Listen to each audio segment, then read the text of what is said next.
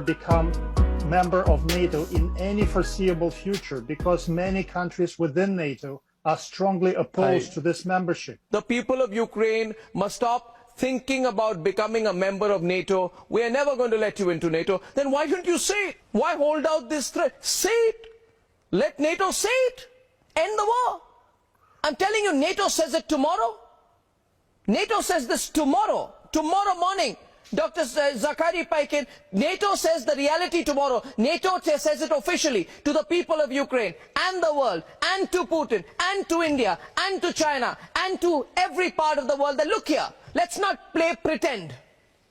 We're never going to let the Ukrainians into NATO. Forget it. I can tell you within 1 hour the war is over. But you won't say it. You want to drag the war. Why?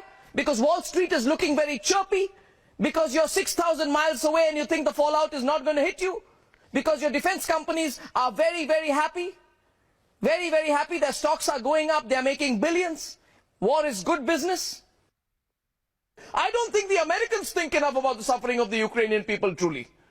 I don't think so. I think we in India care more about the suffering of the Ukrainian people than the Americans do. You know, the thing to do is to leave Ukraine as kind of a neutral country. It should not be pro-West or pro-Russia. In particular, Ukraine deserves to be autonomous, independent, and neutral, quite frankly. It would be the best for Ukraine to be, but they're forced because of U.S. funding and U.S. backing to be more aggressive towards Russia. That's obviously upset Russia, and we've sort of poked the bear, and now the bear is coming roaring. In the Americans, when they drop a bomb there, so powerful that it also kills others. Hacking people and playing God. What could possibly But we are go wrong? talking of human liability. So it doesn't say that because the Americans are exempted, and that's because I am just a small time government official, I am not exempted. So what's the fairness there? No. When they drop bombs, they kill so many villages, and there's not even a whimper. America invaded Iraq. What was the excuse? That there were weapons of mass destruction. And yet when they invaded Iraq, so many people were killed. So where is justice now? So I think it's really hard to avoid It meaning to say justice has to be equal. It cannot be a justice for one and justice for another set of standards for two. It has to be equal.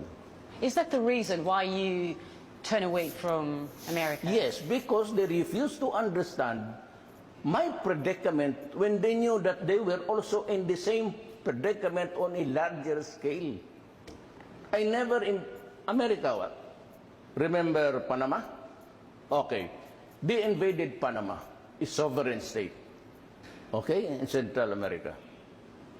So what was the purpose there?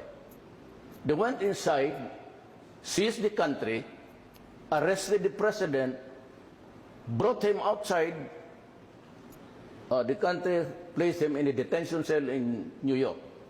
He faced a trial federal court and is convicted. What happened to the invasion? And what was the reason? Drugs. You invade a country. Me, I'm just fighting the criminals in my country. I never invaded a country. You have to look at it this way. There is so much incongruity in the principles that are being followed by nations. The powerful ones, they can invent this weapon of mass destruction. Or we can invade your country. The Americans are going to make billions. Maybe trillions will be made out eventually out of this war.